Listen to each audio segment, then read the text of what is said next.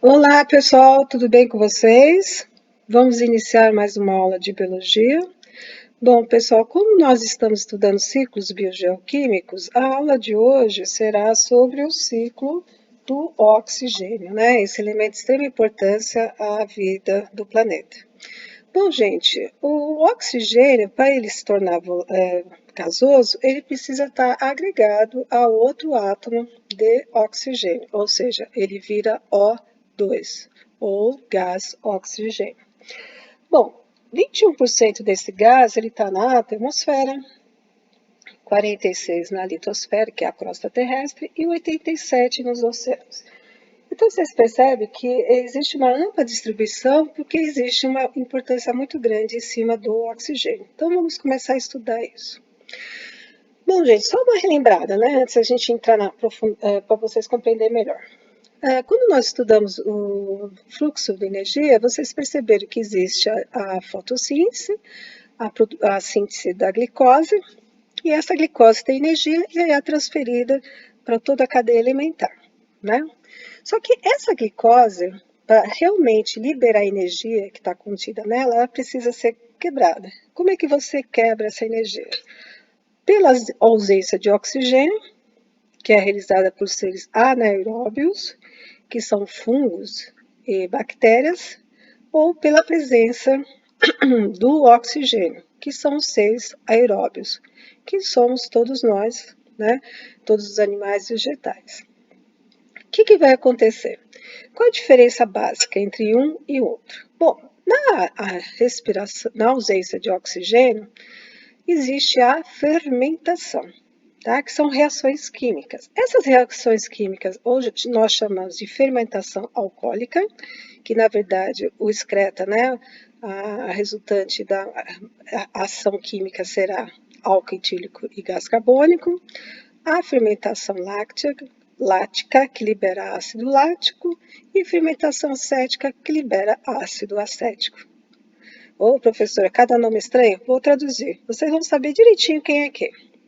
Quando vocês utilizam fermento, né, que é fungo, que é levedor, na produção do pão, na produção do bolo, você está utilizando esse processo, esse fenômeno. Porque através da fermentação, o que acontece? O fungo que você colocou lá na massa, né, no caso do pão ou do bolo, ele vai comer a glicose e vai liberar gás carbônico. Esse gás carbônico é que expande a massa e depois ele volatiza e vai para a atmosfera. A mesma coisa do álcool etílico, ele também vai para a atmosfera. Agora, quando você produz o vinho, produz a cerveja, você retém esse álcool, né? Para depois você absorver ele conforme você vai tomando ele, né? Então, é esse o processo. Eu não estou obrigando vocês a tomar, só estou explicando como é que é o processo. No caso do ácido láctico, que é da liberação da fermentação lática, você tem aonde? Né? A lática, né, já dá para lembrar, é na produção do queijo, do iogurte, né? E na fermentação acética, você tem a produção do ácido acético, que na verdade é o vinagre, que é realizado por bactérias, né? Você coloca bactérias no vinho, desculpa, no suco de uva, e no suco de uva você tem a fermentação, né, a nível bacteriano, que origina o vinagre. Né? Então, vocês têm tudo isso aqui perto de vocês, realizado por seres anaeróbios. Agora, a respiração aeróbia, que é a nossa, como é que ocorre? Né? Que é de extrema importância para todos os seres vivos do planeta, né? Que não sejam, logicamente, anaeróbios. Quando você inspira oxigênio. Esse oxigênio, pessoal, o que vai acontecer? Passa por todo o seu trato respiratório, chega nos alvéolos. Lá nos alvéolos é transferido esse oxigênio para as hemácias caem na corrente sanguínea e vai para todos os tecidos do seu corpo. Ok? O que vai acontecer? Os tecidos absorvem, né, esse oxigênio que está nas hemácias e leva até as células. As células, o que vai acontecer? Lá dentro, a nível intracelular, por isso que nós vamos falar agora respiração intracelular, ocorre a quebra da glicose. Ou seja, as células começam a respirar. Então, na verdade, quando você tem a absorção desse oxigênio, nada mais é do que o quê? você está levando oxigênio para as suas células para que faça o quê? A quebra da glicose dentro do seu interior, que vai eliminar como excreta, como resíduos, o gás carbônico e água. Por isso que quando você expira, você elimina o gás carbônico, né? Que é o excreta da respiração aeróbica, como também da respiração anaeróbica. Então, o que acontece depois da quebra? A liberação dessa energia, o organismo retém essa energia, uma parte, que você sabe que a outra se perde em forma de calor, que é esse calor que você tem agora no corpo, ele absorve esse calor e usa para a parte metabólica necessária, certo? Então, você respira para as tuas células. Olha que interessante, né? Gente, e como é que começa tudo isso? Quem é realmente que produz esse oxigênio em forma gasosa, que é o nosso O2? São os nossos queridos vegetais, né? Através do quê? Da famosa fotossíntese, né? A síntese da luz. O próprio nome já diz, né? Absorve a energia luminosa, mais um pouquinho da água, né? Através das raízes, o gás carbônico que está na atmosfera e sintetiza em glicose, né? Que é o açúcar. Ou seja, a energia que está aqui no Sol agora está agregada aqui na glicose, ok? Então, isso durante todo o dia. O que vai acontecer? Ela elimina o oxigênio, que para ela, naquele momento, não é nada importante. Isso é a fotossíntese, ok? E onde é que ocorre a fotossíntese? Pessoal, se você pegar um grande vegetal, né, uma árvore, no caso desse exemplo, embaixo dessas folhas existem estruturas que nós chamamos de estômatos, tá? Que são essas boquinhas, certo? Esses estômatos, vocês estão percebendo que tem um monte de estruturas menores, umas bolinhas aqui. Isso são cloroplastos. Esses cloroplastos, pessoal, tem pigmentos verdes, né? Aqui aderidos. Esses pigmentos que é a nossa querida clorofila, tá? Quem está fazendo realmente a síntese, né, da luz, a fotossíntese, é essa clorofila contida nos cloroplastos nessa estrutura dos estômagos. Então, de manhã, a planta está processando a fotossíntese, na verdade, embaixo das folhas. Olha que interessante, nunca ninguém pensou isso, né? Quando é um cacto, né, ou vegetais menores, é no caule, né, porque eles não têm folhas, né? Alguns outros tipos de vegetais é nas raízes, tá? Então, de manhã, fotossíntese, tá? Tem luz, tem sol, fotossíntese. Então, de manhã, a planta produz o seu alimento. E à noite? Alguém já se perguntou o que a planta faz à noite?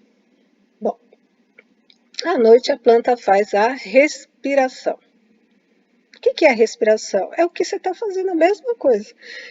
A planta, agora que ela vai descansar, agora é que ela vai se alimentar, né? Ela vai pegar o oxigênio que ela produziu, mais um pouquinho de água, e vai oxidar. Até o termo já está falando, ela vai usar o oxigênio para quebrar a glicose.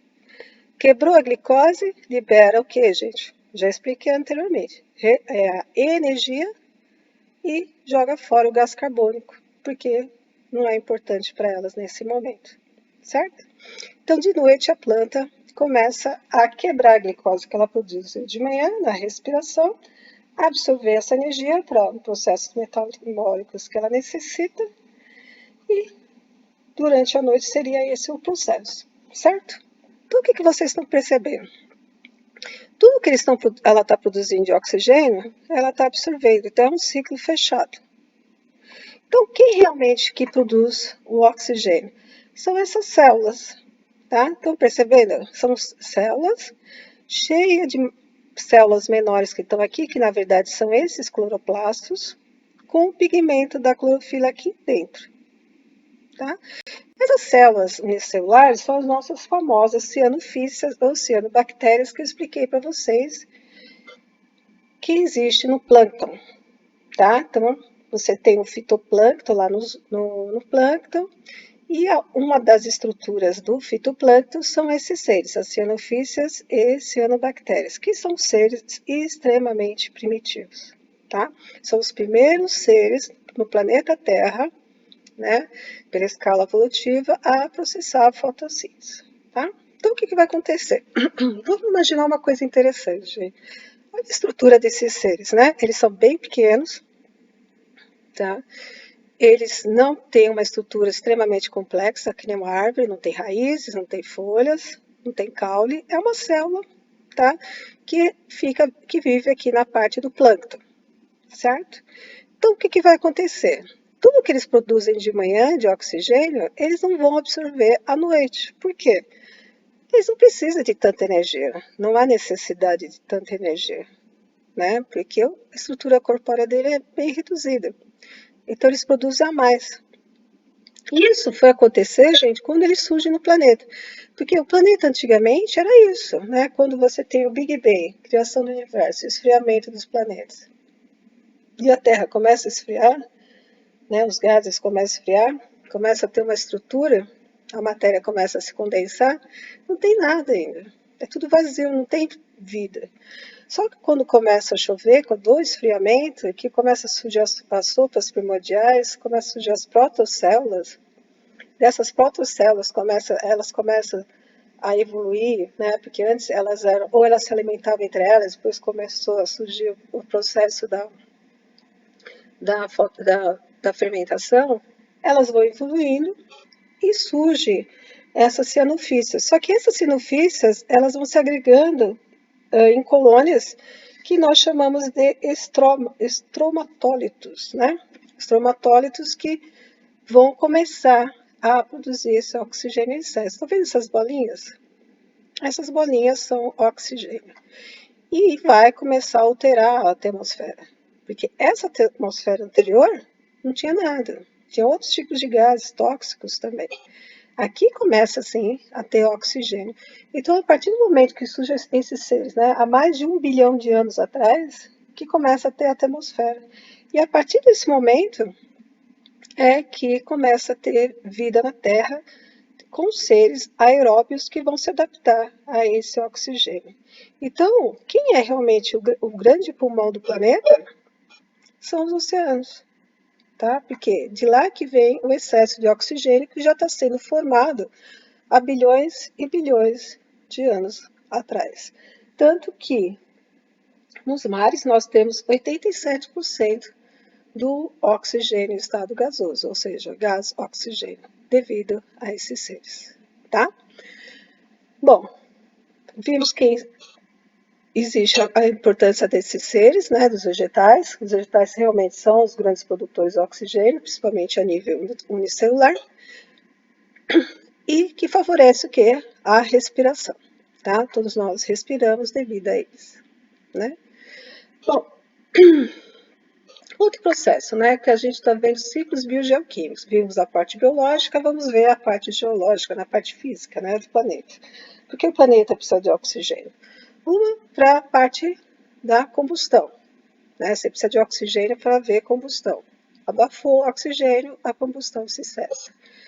Na oxidação, né, dos metais, né? Que nem aqui você tem uma barra de ferro que o oxigênio está oxidando, está tornando o ferro enferrujado, ou seja, está se tornando ele em óxido metálico.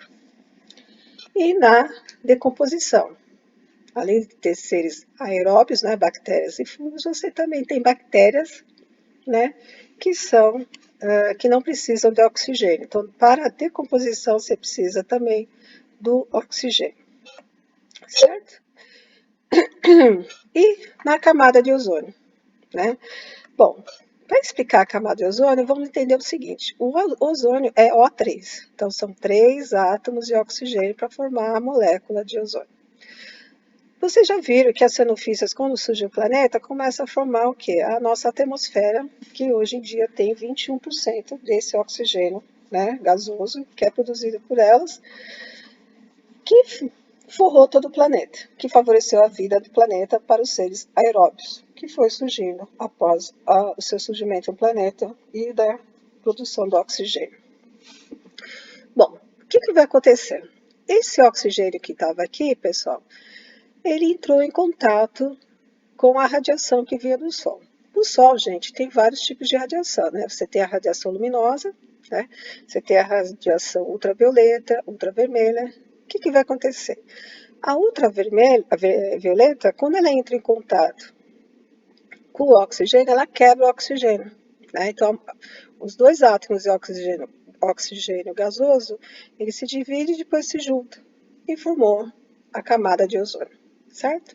E cobriu o nosso querido planeta. Foi de grande valia para a vida no planeta porque essa radiação UV, ela tem, como eu disse para vocês, ela tem uma radiação muito intensa. Então, ela penetra a nível intracelular e altera o DNA. Então, ela é danosa para todos os seres vivos, porque ela altera o DNA e o DNA começa a trabalhar de forma errada, o que vai originar o câncer de pele e cegueira. Quando eu digo todos os seres vivos, são vegetais e animais, tá? A gente pensa que é só nós, são todos seres vivos. Então, o que aconteceu? Essa camada de ozônio ela é de extrema importância para preservar o contato dos seres vivos com a radiação, principalmente UV, né, ultravioleta. Só que o homem, por necessidade própria, criou a geladeira, criou o ar-condicionado, que era esfriado por um gás chamado CFC, organofosforado. Esse gás, gente, quando ele era eliminado, né, quebrava a geladeira, alguma coisa, e esse gás ia para a atmosfera, ele entrava em contato com o ozônio e fazia com que a molécula de ozônio se abrisse. Só que esse ozônio, né, desculpa, esse CFC, ele se agrega às moléculas de oxigênio, então ela não se gruda mais para formar o ozônio, certo? O que foi acontecer? Grandes aberturas dessa camada de ozônio. E o UV começou a penetrar. Conforme ia penetrando, começou a ter incidência de câncer de pele e cegueira, só que ninguém estava sabendo o que estava acontecendo.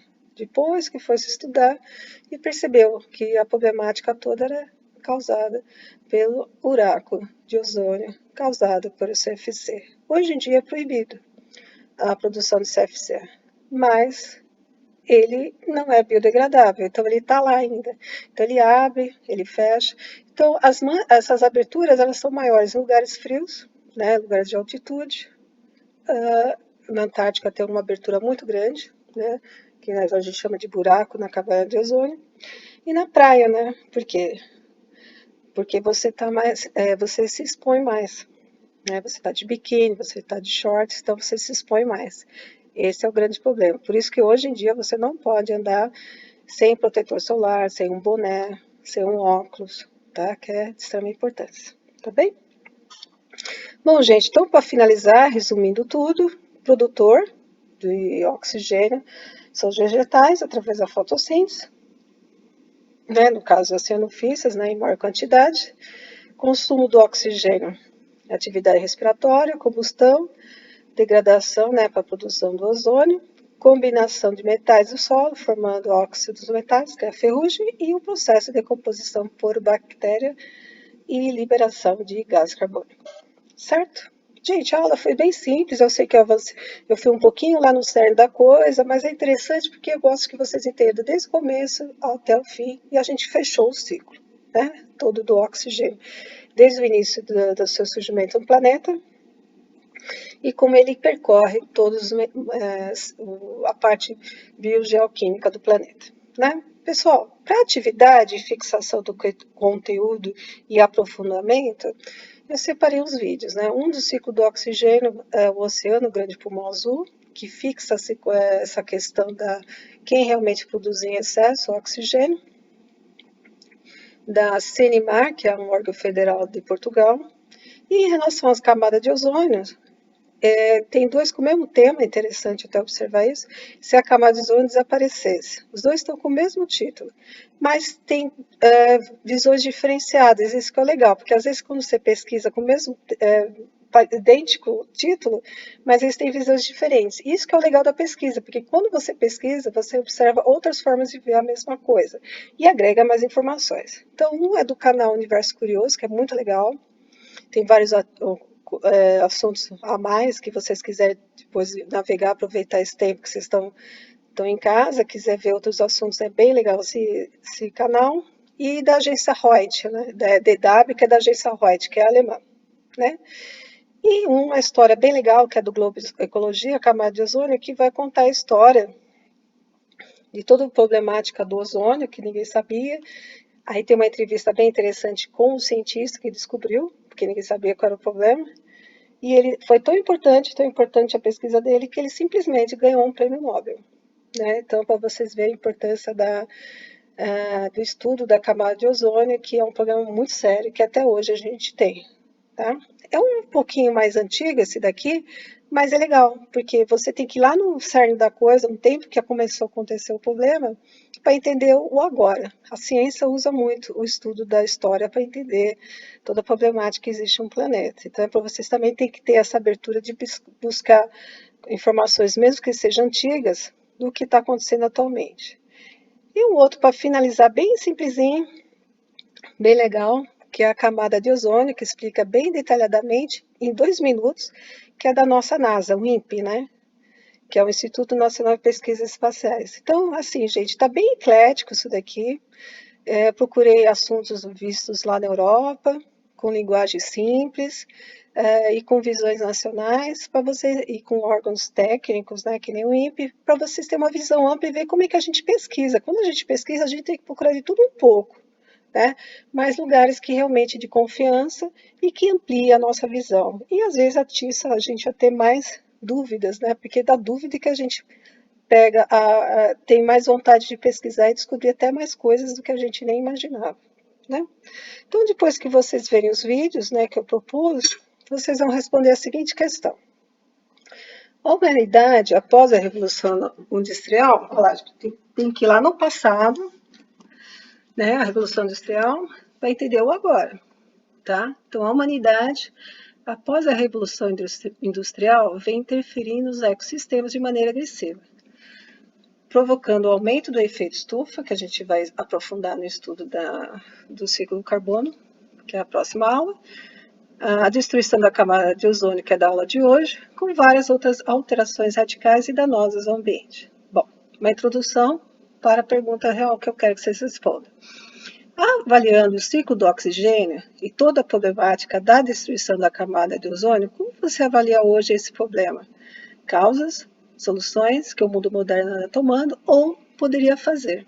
Então, na verdade, é uma pesquisa. Você vai aprofundar todo o conhecimento que você adquiriu hoje, através da minha aula e através dos vídeos, e vai aprofundar em outros lugares, né? Às vezes você tem sites que tem mais, de forma mais minuciosa, ou de repente uma coisa que você ficou com dúvida, pode tirar a dúvida, mas o legal é pesquisar, tá? E como eu gostei muito do retorno que vocês me deram sobre o ciclo da água, parabéns a todos que me entregaram as lições, eu vou manter essa forma didática, porque eu vi que vocês pesquisaram mesmo, trouxeram informações novas, e isso que é o legal, porque pesquisa é isso, você tem que ampliar o que você aprendeu, tá bem?